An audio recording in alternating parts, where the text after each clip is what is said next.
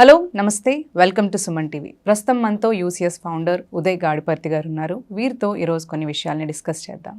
నమస్తే అండి. Hello. So ఇప్పుడు మనకి నార్మల్గా జనరల్లో స్టూడెంట్స్ ఇప్పుడు ఎవరైతే పాస్డ్ అవుట్ ఉంటారో, మనకి బీటెక్ పాస్డ్ అవుట్స్ ఉంటారో, సో ఫైనల్ ఇయర్స్ వారికి క్యాంపస్ సెలక్షన్స్ ఉంటాయి.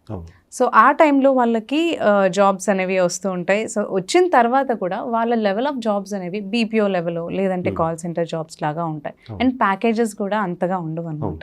సో ఇలాంటి వాళ్ళు ఎవరన్నా మీ దగ్గరకు వస్తున్నారా అంటే లైక్ సజెషన్స్, మనకి ప్యాకేజెస్ పెరగడానికి కానీ లేదంటే ఎలాంటి కోర్సెస్ వాళ్ళు చేయాలి అనే దాని గురించి మీ దగ్గర ఏమన్నా రావడం జరుగుతుందా? ఇక్కడ ఏంటి అంటే చాలామంది స్టూడెంట్స్ టైర్ 2 కాలేజెస్లో చదివిన వాళ్ళు, టైర్ 3 కాలేజెస్లో చదివిన వాళ్ళు, వీళ్ళు ఎలా ఉంటారంటే అప్పటి వరకు ఇన్కమ్ ఉండదు, సడన్గా జాబ్ వచ్చింది, శాలరీ వస్తుంది అనగానే ఎటువంటి జాబ్ అనేది వాళ్ళు అసలు పట్టించుకోరు. అది సాఫ్ట్వేర్ జాబ్ అని అనుకుంటారు కానీ ఆ కంపెనీ బ్రాండింగ్ చూసి పెద్ద కంపెనీలో జాబ్ వచ్చిందని అనుకుంటారు కానీ ఆ జాబ్లో రెస్పాన్సిబిలిటీస్ ఏంటి ఇవన్నీ ఏం పట్టించుకోరు. ఎలా ఉంటుందంటే ఇంటి దగ్గర పేరెంట్స్ మంత్లీ ఎక్స్పెన్సెస్కి పంపిస్తారు కాబట్టి తీసుకుంటారు, అట్లా రన్ అయిపోద్ది. సడన్గా మనకి జాబ్ వచ్చింది అనగానే ఆ కంపెనీ నేమ్ గుర్తుపెట్టుకుంటాం, ఈ కంపెనీలో జాబ్ వచ్చిందని అనుకుంటాం కానీ ఆ కంపెనీలో జాబ్ రోల్స్ ఏంటి, రెస్పాన్సిబిలిటీస్ ఏంటి అనేది ఎవరు పట్టించుకోరు. నేను ఆల్రెడీ ఇంతకుముందు ప్రీవియస్ ఇంటర్వ్యూలో చెప్పున్నాను. సో చాలామంది ఒక 100 మెంబర్స్ కనుక క్యాంపస్ ఇంటర్వ్యూలో సెలెక్ట్ అయితే అందులో ఒక 20 మెంబర్స్కి డెవలపర్ రోల్స్ వస్తుంది, ఒక 80 మెంబర్స్ అనేది 80 మెంబర్స్కి సపోర్ట్ రోల్స్ వస్తాయి. సపోర్ట్ రోల్స్ అంటే routine work, out of the box thinking ఉండదు, బయట వాళ్ళకి గ్రోత్ కూడా ఉండదు. ఓన్లీ డెవలపర్స్ ఏంటంటే వాళ్ళకి out of the box thinking ఉంటుంది, రొటీన్ వర్క్ ఉండదు వాళ్ళకి అంతా కూడా డెవలప్మెంట్ వర్క్, కోడింగ్, తర్వాత పోతే ఒక మంచి గ్రోత్ ఉండే ఏరియాలో వాళ్ళు ఉంటారు. సో ఇదేంటి అంటే కొంతమందికి బీపీఓ జాబ్స్, కేపీఓ జాబ్స్ ఉంటాయి. ఇవి ఎలా అంటే voice support, non voice support, routine work. ఇది టెక్నికల్ సపోర్ట్ కంటే బిలో లెవెల్ ఉంటుంది.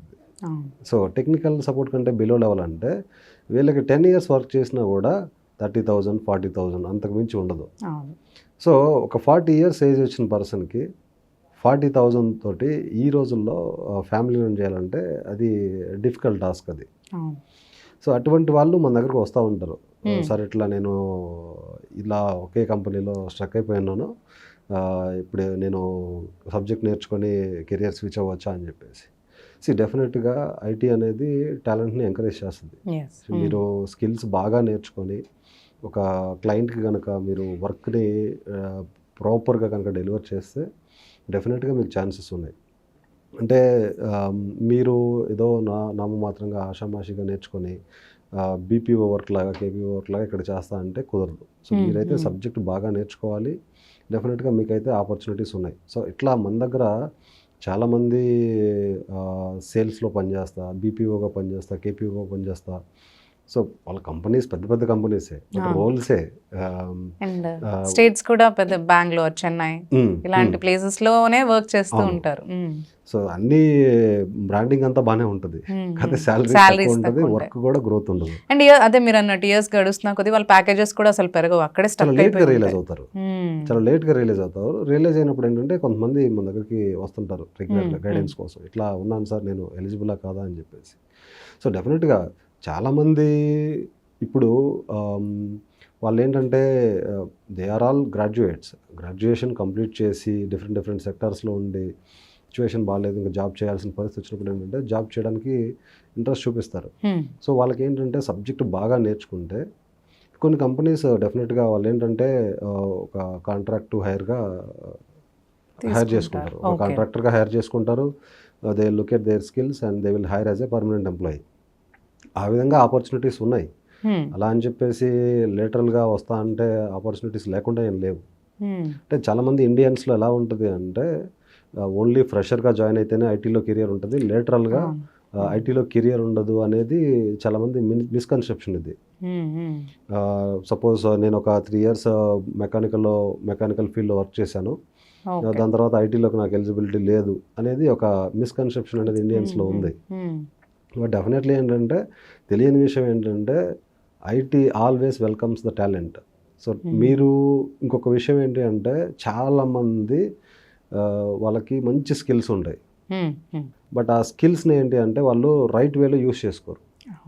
వాళ్ళకి మంచి టాలెంట్ ఉండి, మంచి నేర్చుకోగలిగిన టాలెంట్ ఉండి, బాగా వర్క్ని డెలివర్ చేయగలిగే టాలెంట్ ఉంటే డెఫినెట్గా ఐటీలో వాళ్ళు జర్నీని స్టార్ట్ చేయొచ్చు, మంచి పొజిషన్ కూడా వెళ్ళొచ్చు. సో ఇక్కడ కొన్ని విషయాలు మనం ప్రధానంగా మాట్లాడుకోవాలండి. ఏంటి అంటే మీకు ఇప్పుడు అకాడమిక్స్లో ఒక 90% వచ్చేసి జాబ్ వచ్చింది. అక్కడ మీరు కనుక క్లయింట్కి వర్క్ సరిగ్గా డెలివర్ చేయలేకపోతే దే విల్ నాట్ రిటైన్, వాళ్ళు రిటైన్ చేసుకోరు. They will ask you to move out. So మీకు కనుక అకాడమిక్స్లో తక్కువ ఉన్నా, 60% ఉన్నా, లేదంటే 55% ఉన్నా, మీరు కనుక ఒక ఎనీ డిగ్రీని హోల్డ్ చేసుకొని ఉంటే, మీ దగ్గర కనుక టాలెంట్ ఉండి క్లయింట్కి కనుక వర్క్ని డెలివర్ చేయగలిగిన పరిస్థితులు మీరు ఉంటే డెఫినెట్గా మీరైతే ఐటీలోకి ఎలిజిబుల్, మీరు వర్క్ చేసుకోవచ్చు, బ్రహ్మాండంగా మంచి పొజిషన్లో కూడా వెళ్ళొచ్చు. నేను చాలామంది స్టూడెంట్స్ని చూస్తున్నాను. నా స్టూడెంట్స్ చాలామంది ఇప్పుడు మంచి పొజిషన్లో ఉన్నారు, వాళ్ళు మంచి లగ్జరీ లైఫ్ లీడ్ చేస్తున్నారు. ఓకే, అంటే అదే మీరు స్టార్ట్ చేసినా కానీ ఒకవేళ మీరు అదే జాబ్ అదే దానికి స్టక్ అవ్వకుండా ప్యాకేజెస్ పెరగనప్పుడు ఇలాంటివి స్టార్ట్ చేయొచ్చు. బీపీఓలో కేపీఓలో ఎక్కువ కాలం ఉండటం అనేది అది లైఫ్లో గ్రోత్కి అనేది అదొక ఆబ్స్టికల్ లాగా ఉంటుంది. సో వాళ్ళైనా కూడా మళ్ళీ మీరు ఇలా స్టార్ట్ చేయొచ్చు. సో వాళ్ళు కూడా ఐటీలోకి ఎలిజిబుల్ ఉంటారు. మన దగ్గర చాలా మంది స్టూడెంట్స్ మన దగ్గర అలా వచ్చి మంచి పొజిషన్లోకి వెళ్ళిన వాళ్ళు కూడా చాలా మంది ఉన్నారు. వాళ్ళకి సజెస్ట్ చేసిన వాళ్ళు గ్రోత్ తీసుకుని గ్రోత్ ప్యాకేజ్ అయితే పెరిగిందంటారా? అండ్ వాళ్ళ కెరియర్ కూడా they all have to keep their efforts అండి. వచ్చి డైరెక్ట్గా నాకు కంపెనీలో జాబ్ కావాలి అంటే అది ఎవరు చేయలేరు. ఎందుకంటే we training institute we share the knowledge, we share the experience. So ఒక ఎంప్లాయీకి కావాల్సిన నాలెడ్జ్ని, ఎక్స్పీరియన్స్ని మేము షేర్ చేస్తాం. So we don't own the companies just to blindly give the offer. So we have talent, we have expertise, we have expertise who can share their knowledge and experience. We will share that knowledge and experience so that you can gain that knowledge and you can bloom.